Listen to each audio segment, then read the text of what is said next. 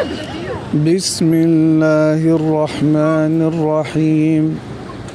قل يا أيها الكافرون لا أعبد ما تعبدون ولا أنتم عابدون ما أعبد ولا أنا عابد ما عبدتم ولا أنتم عابدون ما أعبد لكم دينكم ولي دين.